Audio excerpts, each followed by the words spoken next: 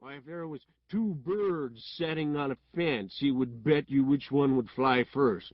Or if there was a camp meeting, he would be there regular to bet on Parson Walker, which he judged to be the best exhorter about here, and so he was, too, and a good man.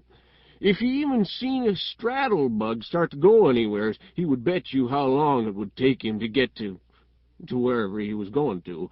And if you took him up, he would follow that straddle bug to Mexico, but what he would find out where he was bound for and how long he was on the road. Lots of the boys here have seen that Smiley and can tell you about him.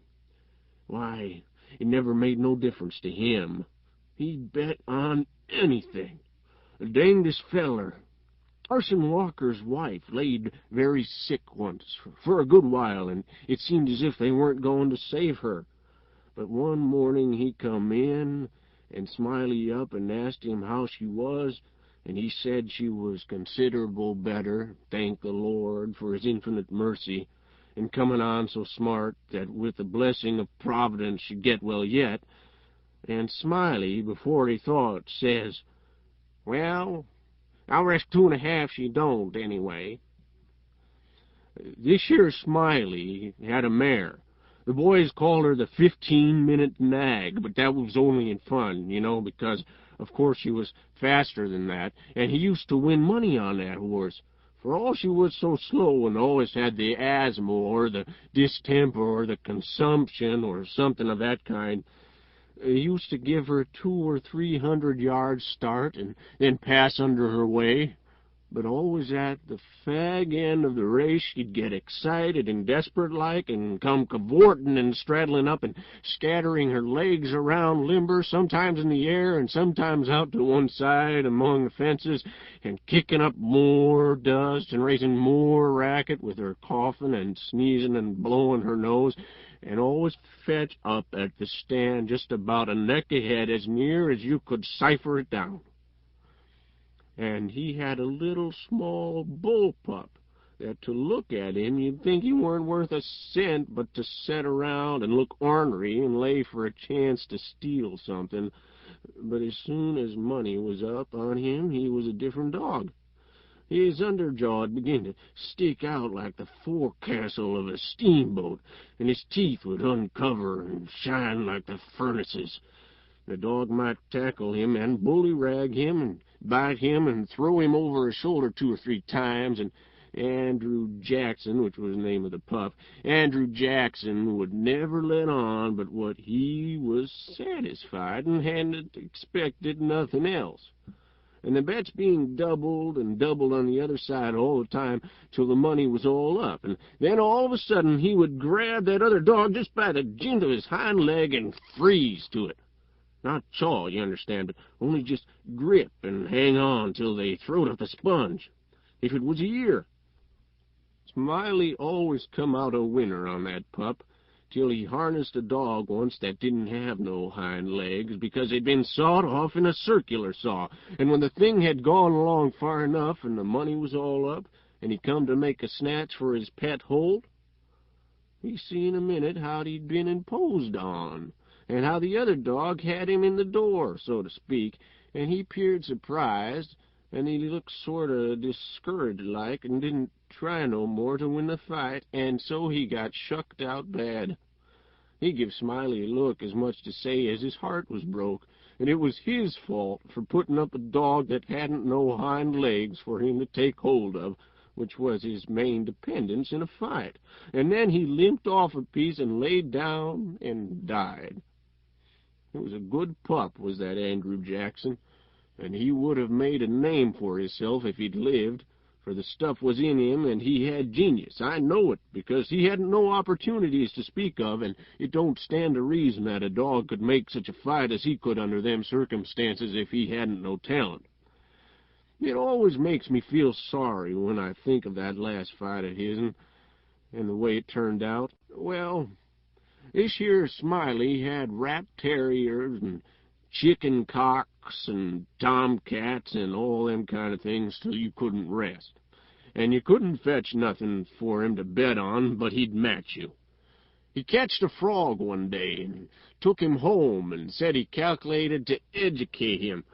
And so he never done nothing for 3 months but set in his backyard and learn that frog to jump. And you bet he did learn him, too. He'd give him a little punch behind, and the next minute you'd see that frog whirling in the air like a donut. See him turn one somerset, or maybe a couple, if he got a good start and come down flat-footed and all right like a cat. He got him up so in the matter of catching flies and kept him in practice so constant that he'd nail a fly every time as fur as he could see him. Smiley said all a frog wanted was education, and he could do most anything, and I believe him. Well, I've seen him set Daniel Webster down here on this floor, Daniel Webster was the name of the frog, and sing out, "Flies, Daniel, flies!" And quicker than you could wink, he'd spring straight up and snake a fly off on the counter there and flop down on the floor again as solid as a gob of mud and fall to scratching the side of his head with his hind foot as indifferent as if he hadn't no idea he'd been doing any more than any frog might do. You never see a frog so modest and straightforward as he was, for all he was so gifted. And when it come to fair and square jumping on a dead level, he could get over more ground at one straddle than any animal of his breed you ever see. Jumping on a dead level was his strong suit, you understand, and when it come to that, Smiley would ante up money on him as long as he had a red. Smiley was monstrous proud of his frog, and, well, he might be, for fellers that had traveled and been everywheres all said he'd laid over any frog that ever they see. Well, Smiley kept the beast in a little lattice box, and he used to fetch him downtown sometimes and lay for a bet. One day a feller, stranger in the camp, he was, come across him with this box and says, "What might it be that you got in the box?"